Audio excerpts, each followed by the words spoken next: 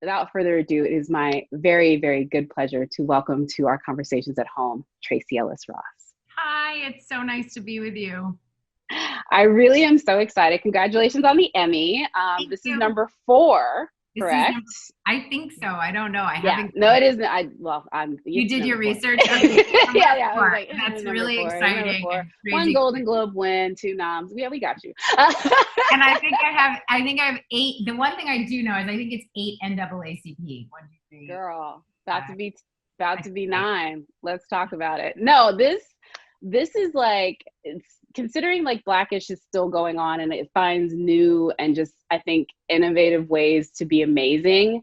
I love that you're getting nominated for an Emmy for this, hopefully winning. But the episode I think that really probably cinched it, if I had to guess, is the hair episode. So I want you to talk about, as a Black woman, because Hair Day really sort of examined Black women and their relationship with hair. As a Black woman, and as a Black woman who owns her own hair care line, talk about what that episode meant for you. It's interesting. The episode was really important. I think particularly in how the story was told. We used and brought in all of the Black women that work on Blackish. So the women that were interviewed at the beginning and all, sitting on the couch are all our Black women from the show. And I thought we changed, or they did, because I had nothing to do with it, sort of how we were telling that story. We kind of flipped our storytelling style on its head a little bit. And we dove in, and I think my favorite line was, oh, so you think you're going to cover Black women and our hair in 22 minutes? That's funny. But told through the story and the relationship between Bo and Diane, I thought was a really special one. And obviously you can't cover everything, but I think it was very in line with the DNA of our show that we sort of unpacked and dove in on a subject that is not often spoken about on television and is not often spoken about as a mainstream story, And I think that's part of what has been so interesting and wonderful about having my hair company, and being an extension of a 10-year dream and my own personal journey. And for so many women of color and Black women and Black people, our hair can really tell the story of our self-acceptance, the journey with our hair. And I think that because of the way stories have been told, our experience is not contextualized in the reality of what is our world. And so a show like Blackish becomes really important in contextualizing and etching the truth in time and giving people a mirror and a place to see themselves. And I think that's the same thing that I really have, the point of view that I've taken in terms of my hair brand as well. Yeah, and I mean, let's be honest, it's bringing this conversation, which has been ongoing, obviously, for as long as Black women have had hair, going back to Madam C.J. Walker. Yeah. But there's been a renewed interest recently, especially in regards to film and television, which is why I'm so excited that the hairstylist and the costumes from Hair Day were also nominated for Emmys. Like, let's talk about it. And, this is part of, I think, something that's been talked about very recently, from everything from Matthew Cherry, Blackish director's Oscar award-winning short Hair Love, to Gabrielle Union, to, Afton Williamson, who was talking about her experiences on The Rookie. I mean, this is something that is really, I think, a big conversation right now in Hollywood. And I'm just wondering, it's also all over the news. I mean, whether it's the court case, I believe, in Jamaica, or the wrestler that had to cut off his dreads in order to compete, or that lovely young lady Promise, who I met, who was made fun of by her peers at 10 years old, and then ended up writing a book about it and doing a post that went viral, as we all sort of, our hearts get pulled in, but we also realize that this is still a thing. You know, the fact that the Crown Act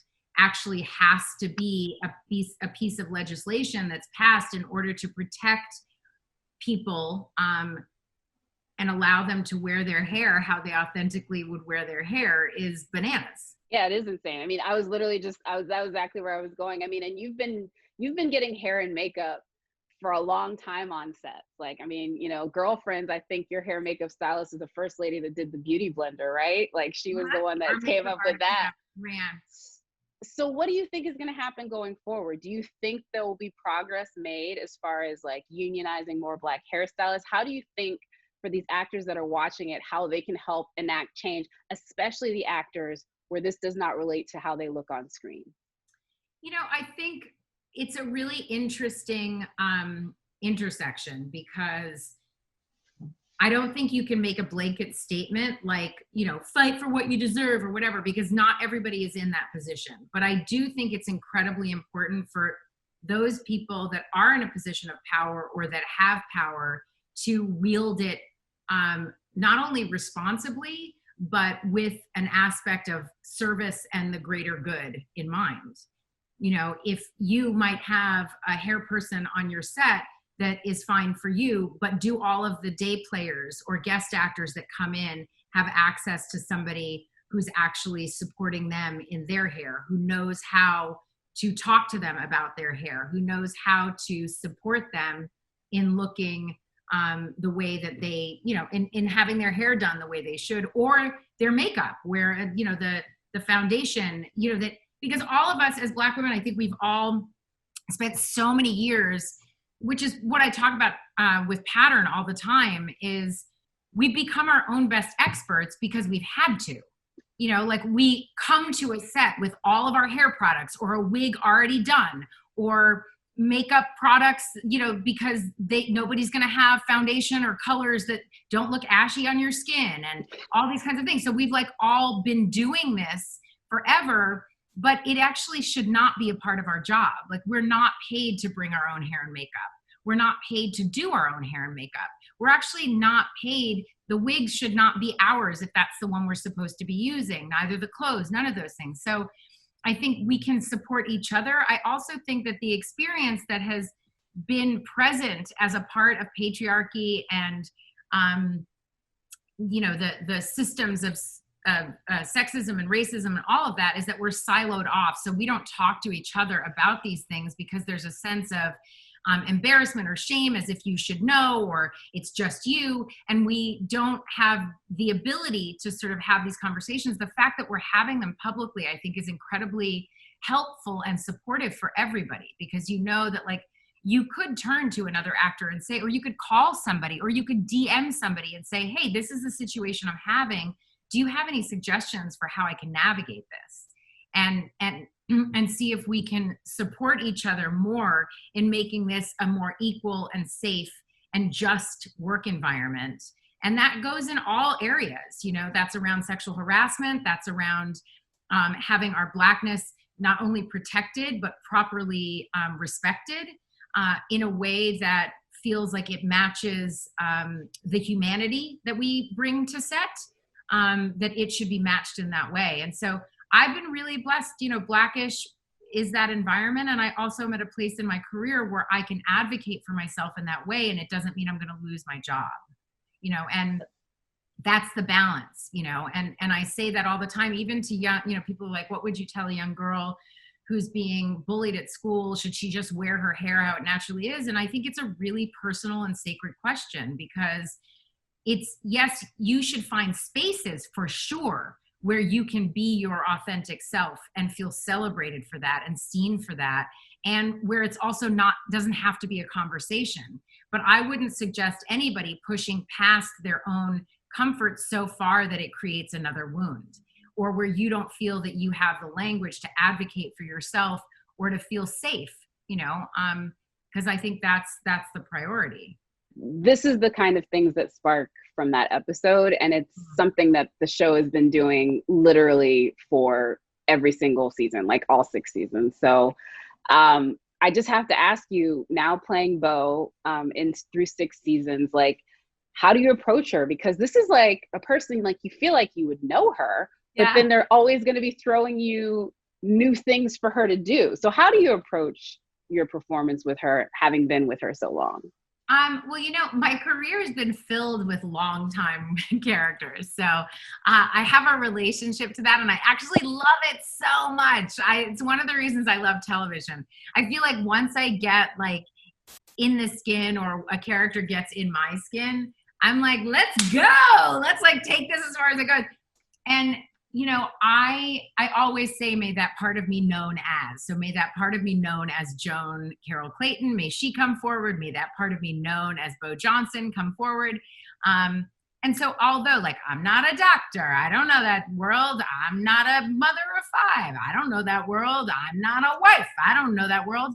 But what I do is sort of distill the feelings that are in there, and I can identify in those places that I connect. And you know, I mother all the time. I'm a very mothering and nurturing person. So I bring that to the role, and all of those different kinds of things. I'm a smart lady, so I bring that to the role.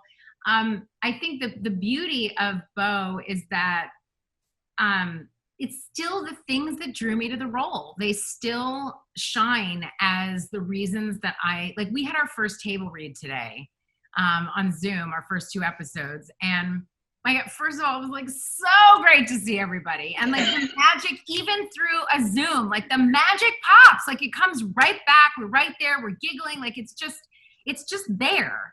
And so, but the things that drew me to the role were, number one, that this was a relationship between 2 people that loved each other and liked each other. That the comedy between them didn't come from eye rolls and the trope of the nagging wife and the husband who, you know, didn't do anything for the family and for the house. That there was a balanced love that was at the anchor of this show. 2 people that were clearly from very different worlds, but the places where they intersect and meet were based in love and respect of each other, and that was what anchored this family. And also that this was a woman who was not, and you hear, it was so funny, and because Girlfriends is coming to Netflix, I've been like sort of diving back into that world again, and I found an old interview which I posted with Tavis Smiley, and I was talking about this, and it's always been my intention as an actress to bring the multifaceted sense of what it is to be a woman to my characters. And it was what was interesting to me about Joan, and it was what is interesting to me about Bo. She's not one thing. She's a mother, she's a doctor, she's a wife, she's a woman, she's a friend, she's a daughter, she's a sister. Like she's all of these things, and it's the wholeness of her that is what's interesting to me. And it's what I work to bring to the screen, even when the story is not mine. I really make sure that when I am on camera, you can tell I have a life off camera. And you know, sometimes to the bane of the writer's existence, because my question is always, why am I saying that? No. I mean, you know what though? I get it. It's funny, but like, why? Yeah.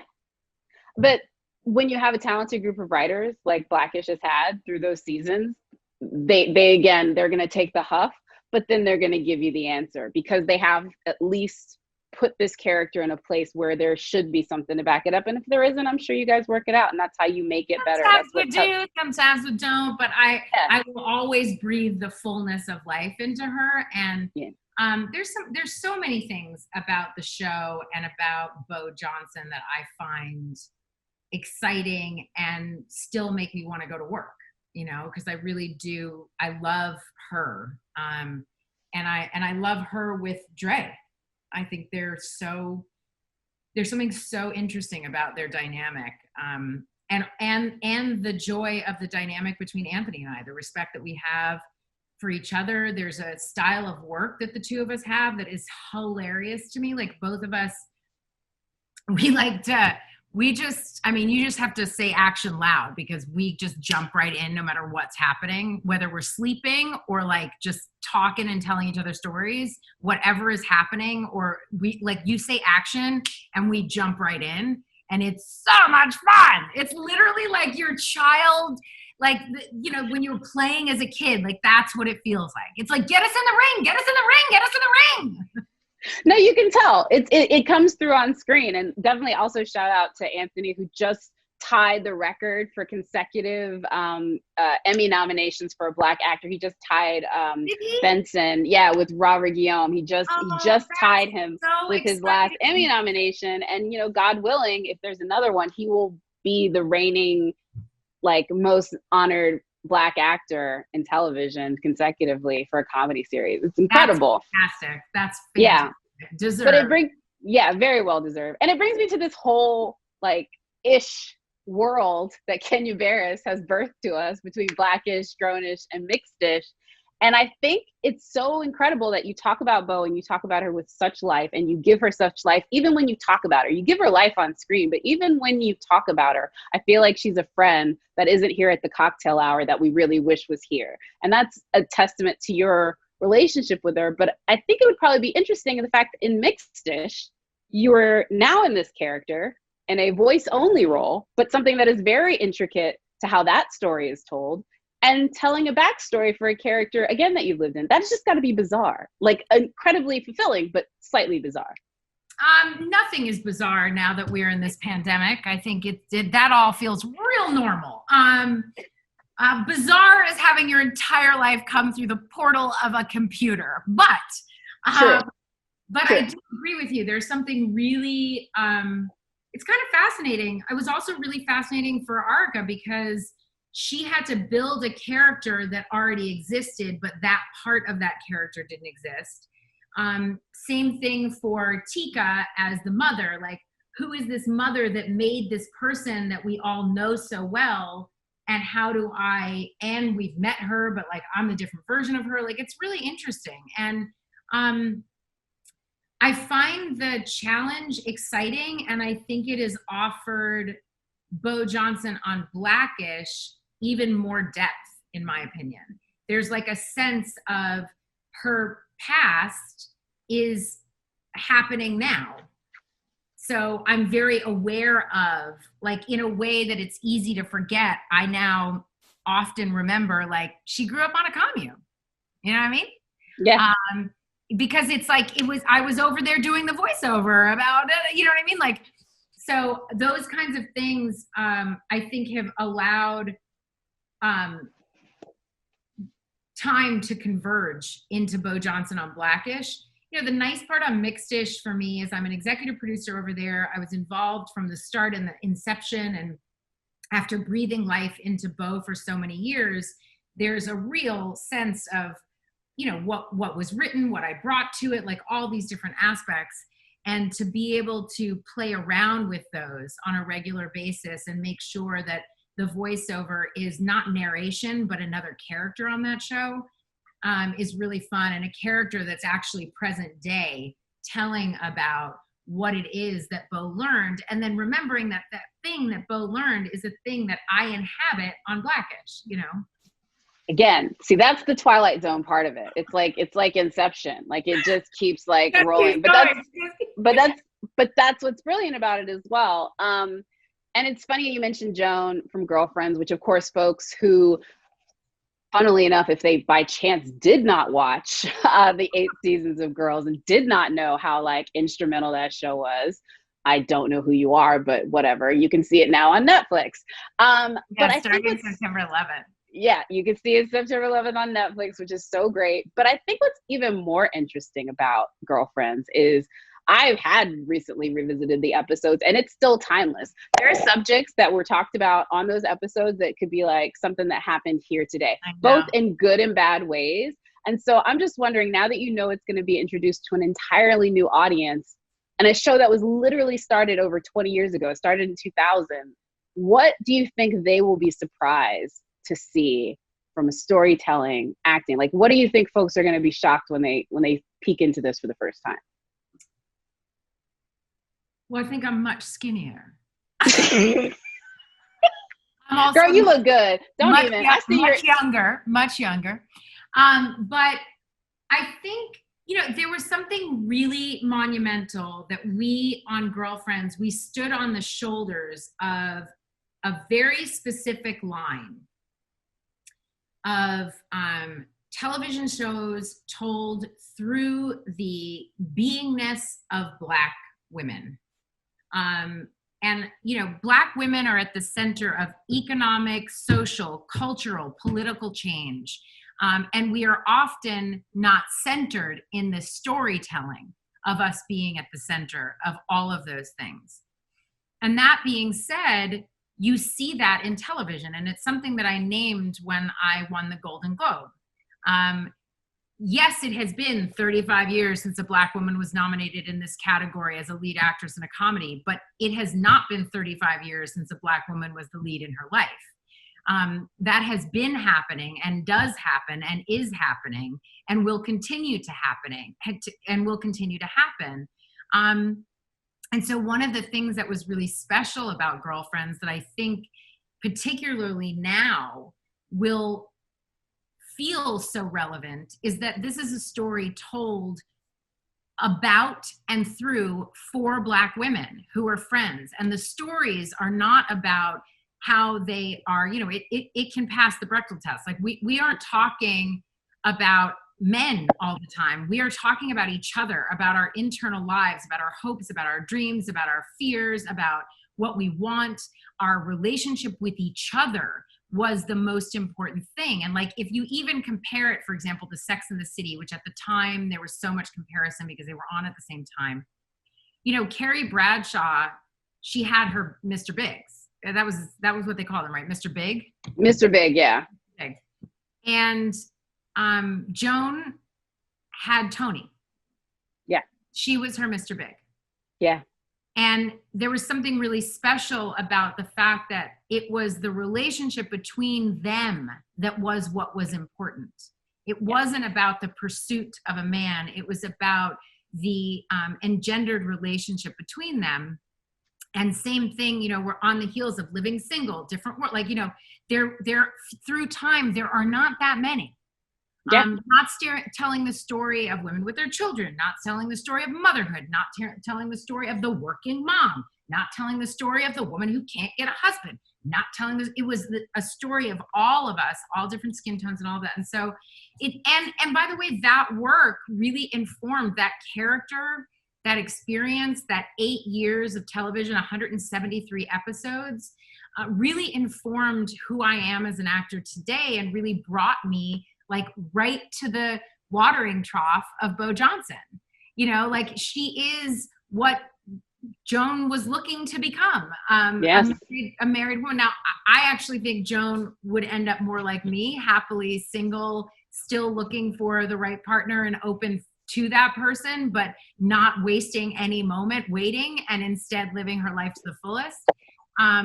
But at the same time, those 8 years and all that preceded Blackish really gave me all of the foundation, both in my, comedic ability and all those things. Like, I think I went on to Girlfriends as somebody who maybe had a little time, I don't know, but I learned how to be a comedic actress. I learned how to do it while doing it. Yeah. It's very different. Innate talent, whatever, is different from a skill. And all of those years were just pivotal and exciting. And I'm so grateful that a whole new audience gets to be introduced. I mean, even the clothes still seem relevant. Like, girl, those clothes were fire. What do you mean relevant? I was by the way, first 2 seasons, specifically the first season, I wore all my own personal clothes. I hate you.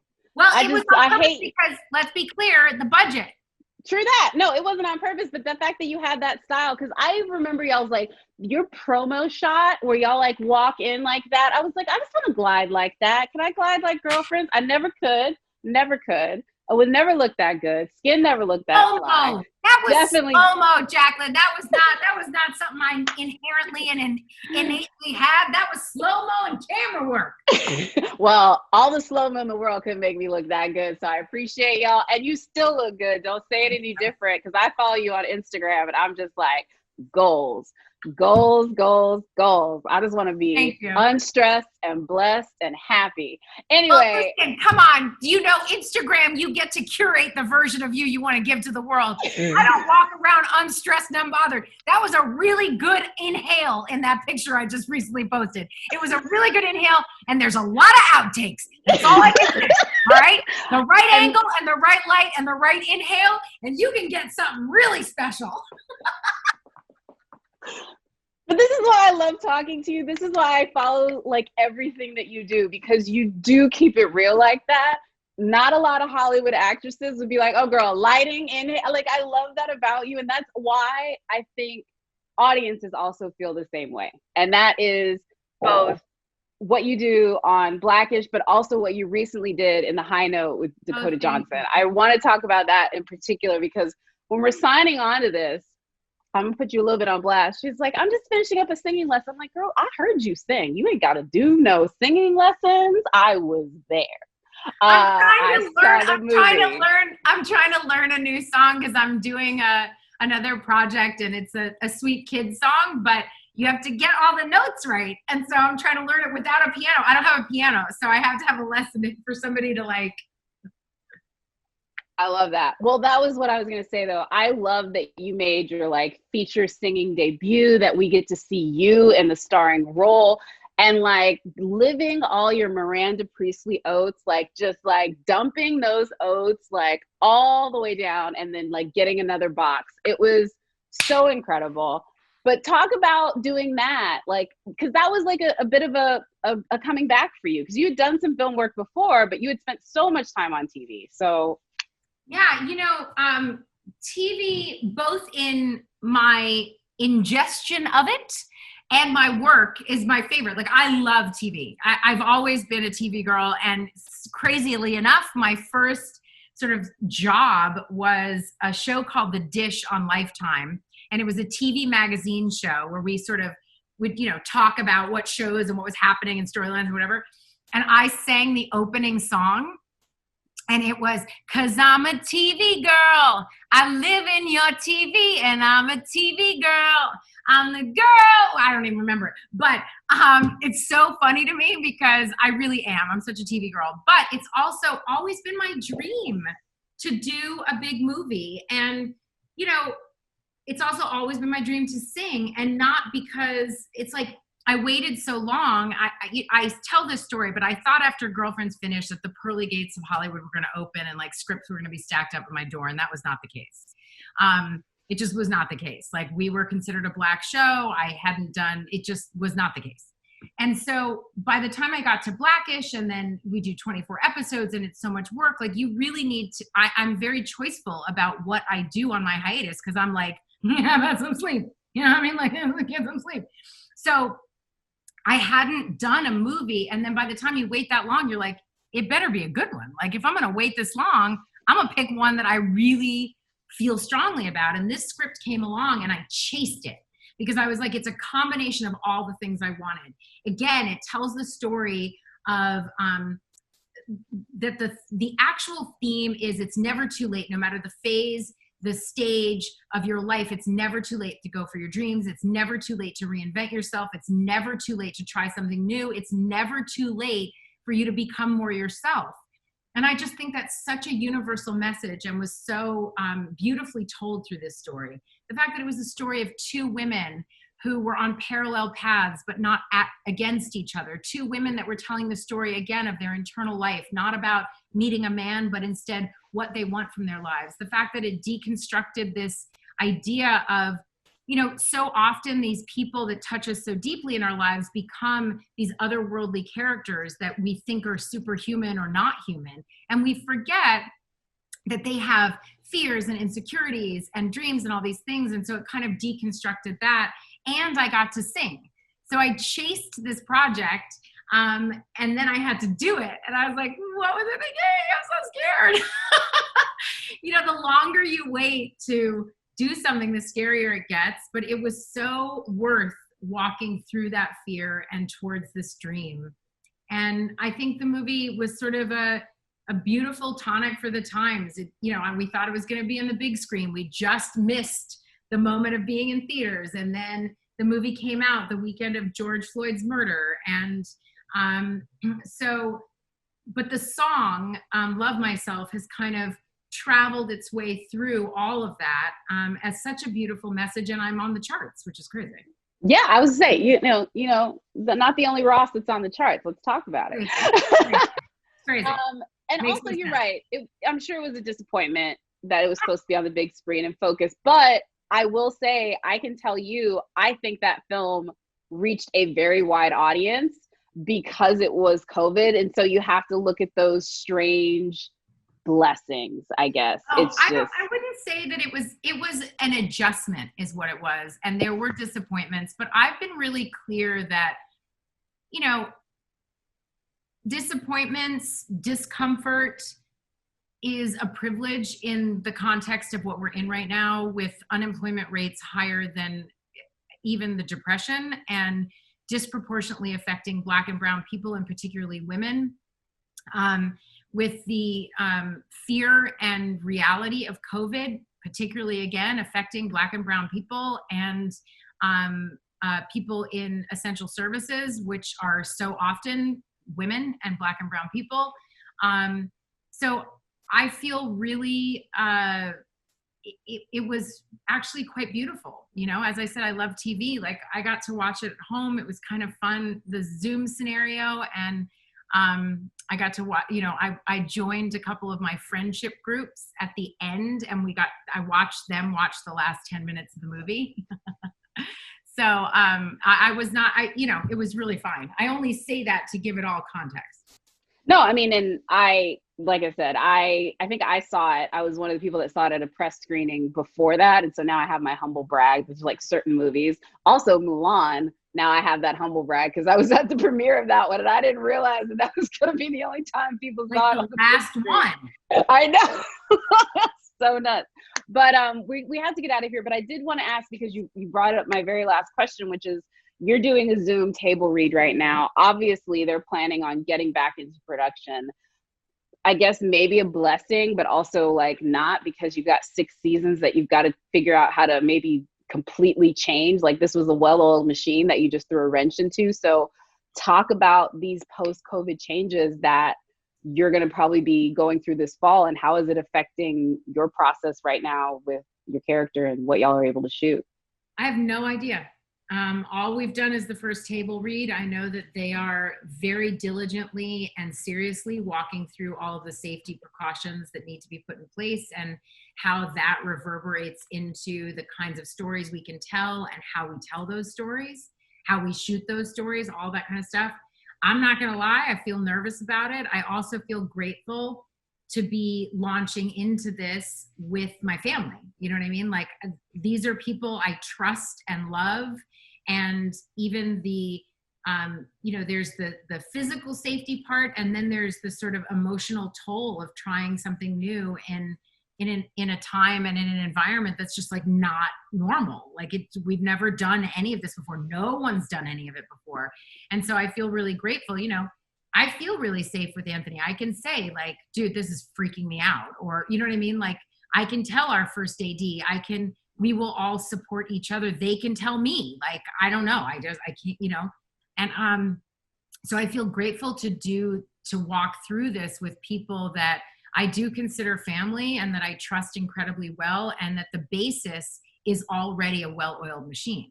You know, I think that makes a really big difference, because it's not like we have to reinvent the wheel and then add, you know, a tractor on top of it. Like, we actually have the wheel and we just need to pop it on a different car now. It's not a car any of us have driven, and we have no idea what this car actually does. Like, is it a go-kart, or like, is it a car? Is it a truck?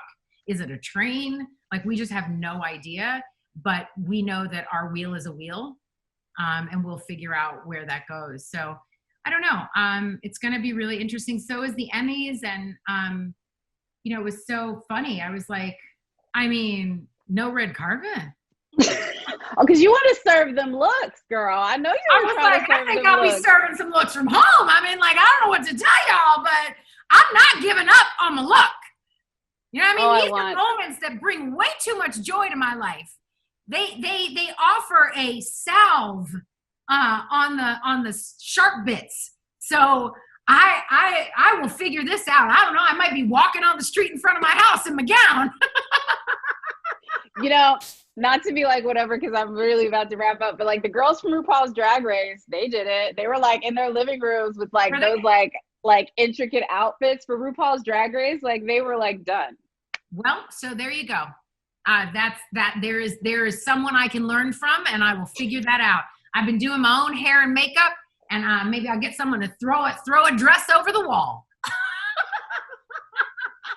I love it. Absolutely love it. We're going to sign up some stylists. Yeah. Again, thank you so much. This was really like a real treat for me to chat with you, and for sharing your experience and the love and craft with your fellow artists. Thank you all again. Just want to say to you, it's so lovely to have a Black woman journalist. Oh, well, thank you. I try. I try. Okay. Thank you so much, you guys.